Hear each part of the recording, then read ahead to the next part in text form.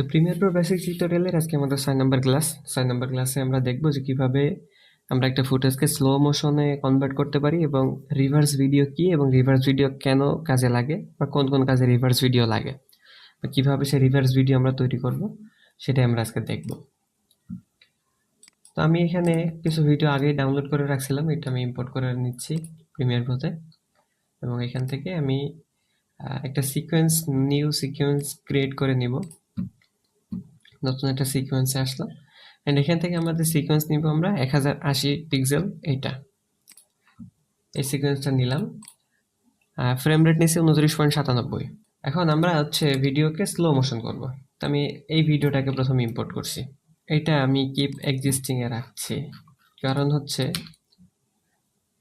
আমাদের যে সিকোয়েন্সটা আমরা নিয়েছি এই সিকোয়েন্সটা সেটা এর সিকোয়েন্সটা 29.97 ফ্রেম পার সেকেন্ড এবং আমরা যে ভিডিওটা নিছি এই ভিডিওটার এফপিএস কোনটা, এটা নিছিলাম মেবি। এই ভিডিওটার এফপিএস কত দেখেন, 60 এফপিএস, 60 এফপিএস। এই জন্য আমাদেরকে এরকম একটা ওয়ার্নিং বক্স দিচ্ছিল যে আপনি কি আগের সেটিংসে মানে সিকোয়েন্সের সেটিং রাখতে চান নাকি ভিডিওর প্রপার্টিজ যে আছে সেই প্রপার্টিজ অনুযায়ী সিকোয়েন্সটাকে চেঞ্জ করতে চান। তো আমি আমার যে ভিডিওর মানে আগে যে সিকোয়েন্স আমি নিয়েছিলাম, আমার যে সিকোয়েন্স কাস্টম নিয়েছিলাম আমি সেই সিকোয়েন্সটাকে রেখে দিয়েছি। তো এখন আসি এটাকে স্লো করতে। ধরেন এই এই যে সময়টা এখান থেকে এটা ঠিকঠাক থাকবে, এই যে কর্নারিংটা নিচে এই জায়গা থেকে আমি স্লো করতে চাচ্ছি। স্লো করার জন্য আমি এটাকে একটু বড় করে নিলাম যাতে আমার একটু দেখতে সুবিধা হয় এজন্য। তা আমরা চাইলে এখান থেকে ডান বাটন ক্লিক দিয়ে স্পিড অ্যান্ড ডিউরেশন এখানে এসেও এটাকে স্লো করতে পারি। যেমন ধরেন এখানে 100% আছে, আমরা যদি এটাকে 50% করে দিই তাহলে দেখেন ভিডিওর লেন্থ কিন্তু অনেকটা বেড়ে গেছে এবং এটা কিন্তু আগের থেকে অনেক বেশি স্লো হয়ে গেছে।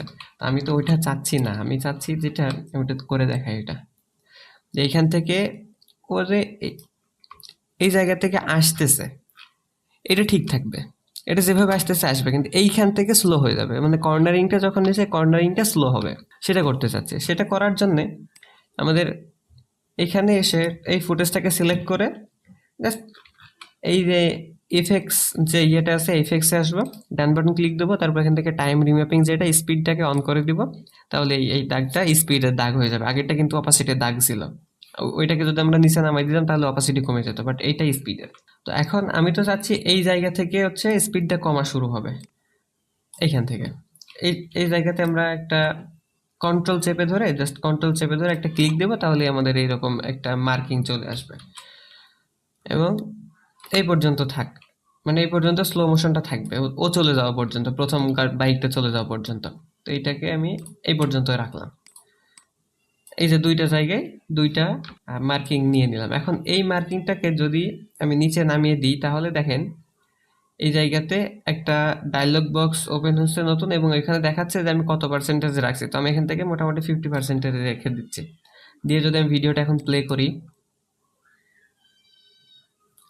দেখেন এটা হইছে, কিন্তু আমি চাচ্ছিলাম যাতে এটা আরো বেশি স্মুথ হয়। যেমন আমি একটা আরো বেশি করলাম, 30% নিয়ে আসলাম। এখন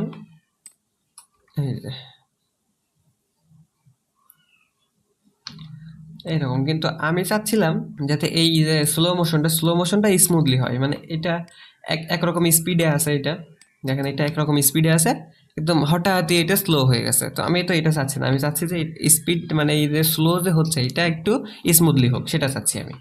তো সেটা করার জন্য আমাদের এইখানে দেখেন দুইটা মানে এই যে মার্কিং এর এখানে এখানে তো একটা মার্কিং, আরেকটা মার্কিং তো এই পাশে আছে, এই যে এখানে একটা আছে আর এখানে একটা আছে।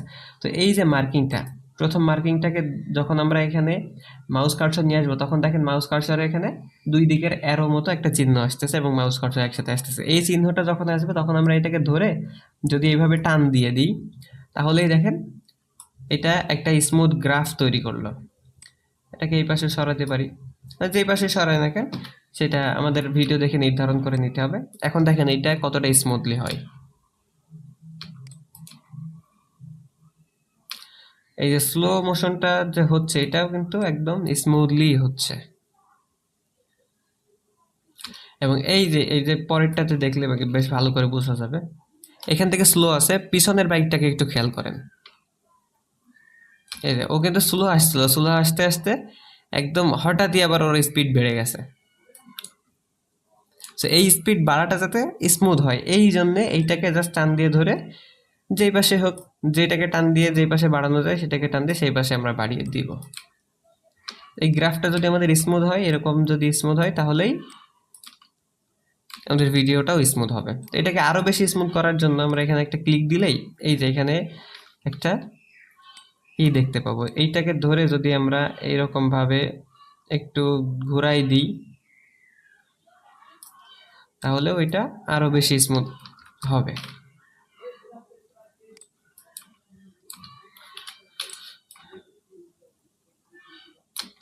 ওকে, তো এটা গেল হচ্ছে স্লো মোশন। ভিডিওকে স্লো মোশন করলাম, এন্ড এই যে তিনটা আসতেছে এইখান থেকে, এখান থেকে আবার স্লো মোশন হবে। এখান থেকে আবার কন্ট্রোল প্রেস করলাম, কন্ট্রোল চেপে ধরে একটা ক্লিক দিলাম, এই পর্যন্ত স্লো মোশনে থাকবে, এই পর্যন্ত রাখছে স্লো মোশনে। এটাকে জাস্ট নিচে নামাই দিলাম, 30%-এর মতো রাখলাম।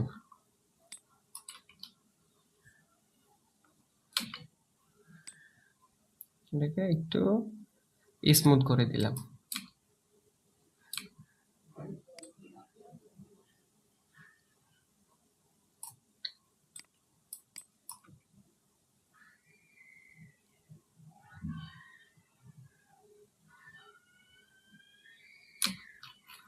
ওকে, এটাকেও স্মুথ করে দিচ্ছি, এই পাশে নিয়ে এসে এটাকে এই পাশে টান দিয়ে স্মুথ করে দিলাম। ক্লিক দিয়ে এই যে গ্রাফটাকে একটু ঘুরিয়ে দিলাম এই পাশে। ওকে, সুপার স্মুথ।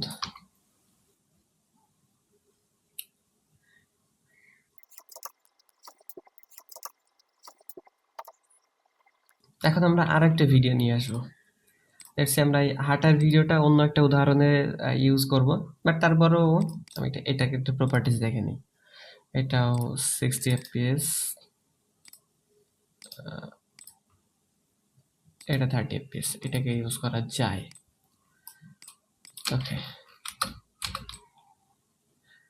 লেটস সে আমি আগে স্পিডের যে ইয়েটা ওইটা অন করে নিই।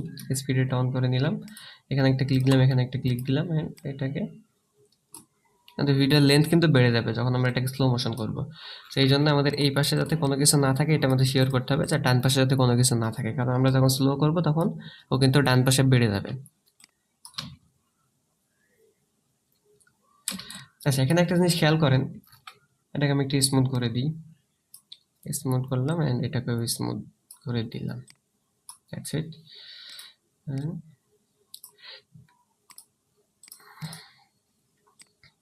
মানে ওইগুলোকে যা যা করছি এটাকেও ঠিক সেম জিনিস এখানে দিয়ে দিলাম।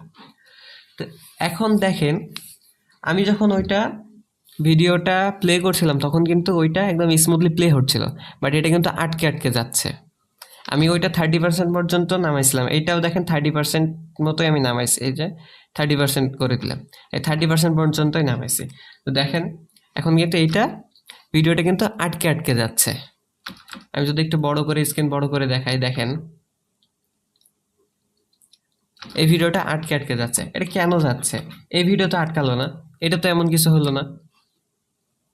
দেখেন এটা কিন্তু স্মুথ আছে, বাট এইটা এইভাবে আটকে যাচ্ছে কেন? এইটার প্রশ্নের উত্তর হচ্ছে, আপনি যদি এইখানে এসে প্রপার্টিসটা দেখেন, তাহলে দেখেন এইটা এর ফ্রেম রেট আছে হচ্ছে 59.94। একটু ভালো করে খেয়াল করুন, 59.94 আছে, মানে 60 fps বা 60 fps আমরা ধরতে পারি এটাকে। এই 60 fps এর ভিডিওকে আমি যখন 30%-এ নিয়ে আসছি, তখন এটা প্রত্যেকটা ফ্রেমে যে 20টা করে ফ্রেম পাচ্ছে। বাট আমি যখন এই ভিডিওটাকে এইটাকে প্রপার্টিজ দেখি, এইটাকে যখন নিয়ে আসছি, এটা কিন্তু 30 fps এর ভিডিও, তো এইটাকে যখন আমি একদম 30% ড্রপ করে দিচ্ছি, তখন ও কিন্তু 10টা করেও ফ্রেম পাচ্ছে না, 10টা থেকে কম ফ্রেম পাচ্ছে। তো যখন আমাদের ফ্রেম রেটটা প্রত্যেক সেকেন্ডে এরকম কম হবে, এনাফ ইনফরমেশন না থাকবে স্লো মোশন করার মতো, তখন কিন্তু আমাদের ভিডিওটা এইভাবেই একদম কি বলা যায়, পুরোপুরি এই আটকে আটকে যাবে। সো এই জন্য আপনাকে, যদি আপনি স্লো মোশনের ভিডিও মানে ভিডিওটাকে মোশন স্লো করতে চান, তাহলে কিন্তু এফপিএস বেশি আছে এই রকম দেখেই আপনাকে ভিডিওটা সিলেক্ট করতে হবে। যেমন ধরেন এইটা একটা কত 60 এফপিএস এর ভিডিও, মেবি এটা 60 এফপিএস এর ভিডিও, এটাও 60 এফপিএস এর ভিডিও হওয়ার কথা, এটা 30 এফপিএস। আচ্ছা, এই যে 60 এফপিএস এটাকে যদি আমি আবার এখানে নিয়ে আসি, সেম টাইমলাইন কিন্তু, তবে টাইমলাইনের একটা জিনিস এখানে খেয়াল রাখতে হবে যে আমাদের ভিডিও যা এফপিএস, সেই এফপিএস এর থেকে যাতে টাইমলাইনের এফপিএস কম হয়।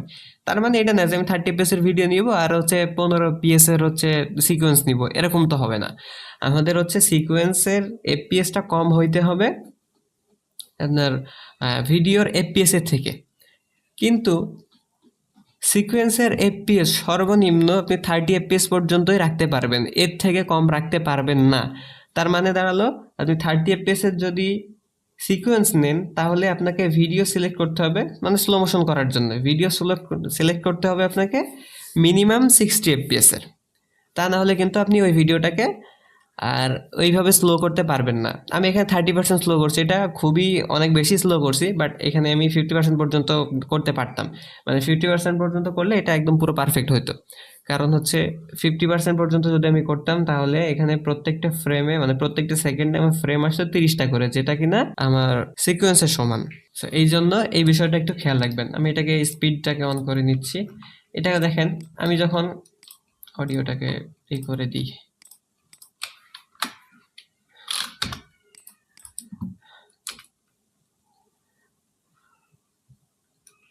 আচ্ছা এখান থেকে একটা গাড়ি যাবে, এই গাড়িটা যখন ক্রস করছে আমি এইখান থেকে এটাকে স্লো করব, এখানে কন্ট্রোল ক্লিক দিলাম অ্যান্ড এই পর্যন্ত এটাকে রাখলাম, দিয়ে এটাকে নিচে নামিয়ে দিলাম, 50%-এর মতো রাখছি। এটা দেখেন, এটা কিন্তু একদম পুরো স্মুথলি চলতেছে, এটা কিন্তু কোনো ল্যাগিংস নাই, ওই আটকে আটকে যাওয়ার মতো ভাব এটাতে নাই। তো আমি এটাকে প্লে দেওয়ার আগে এটা স্মুথ করে দিলাম, এটাও স্মুথ। ওকে, এখন দেখেন এই যে কিন্তু স্মুথলি চলছে, এখানে আটকে আটকে যাওয়ার মতো কোনো সিন এখানে নাই।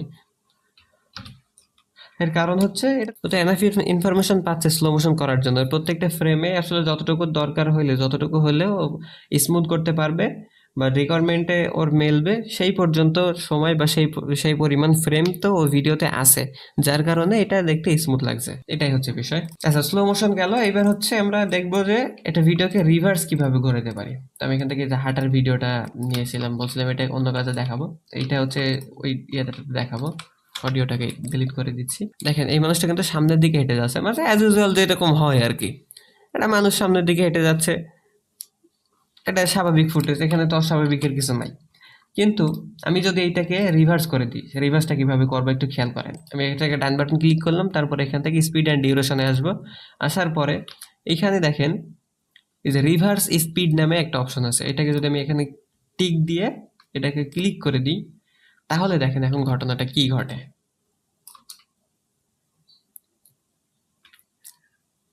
দেখছেন, এই মানুষটা কিন্তু ও কিন্তু সামনের দিকে এগোচ্ছিল, এবার কিন্তু ও পিছাচ্ছে। তো মানুষকে এইভাবে হাঁটে কখনো? এইটা হচ্ছে এই যে রিভার্সের কাজ, ভিডিও রিভার্স যখন করে দিয়েছি এর কারণেই এইরকম ভাবে ও হচ্ছে ভিডিওটা পুরোপুরি শেষের থেকে শুরু হচ্ছে। তো এইটা দেখালাম কেন, এটা দেখানোর কারণ হচ্ছে কিছু কিছু জায়গাতে আমাদের এরকম কিছু জিনিস লাগতে পারে যে যে ভিডিওটা আমাদেরকে রিভার্স করে নেওয়া লাগবে। ইভেন এটা তো হাঁটার ভিডিও বলে এরকম দেখতে ভালো লাগছে না, কিন্তু যখন আমরা অন্য কোনো ভিডিওতে কাজ করব, লেটস সি আমি একটা ভিডিও এখানে দেখাই, আমি যদি এখান থেকে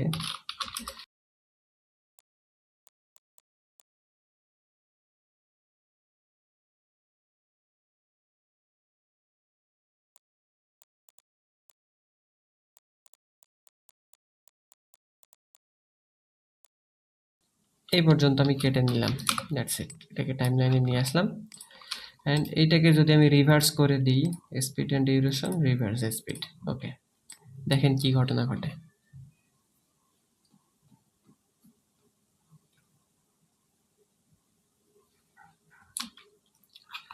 হওয়ার কথা ছিল কি আসলে, সোর্স মনিটর থেকে এটাকে নিয়ে আসলাম এখানে। দেখেন এটা হচ্ছে নর্মাল ভিডিও,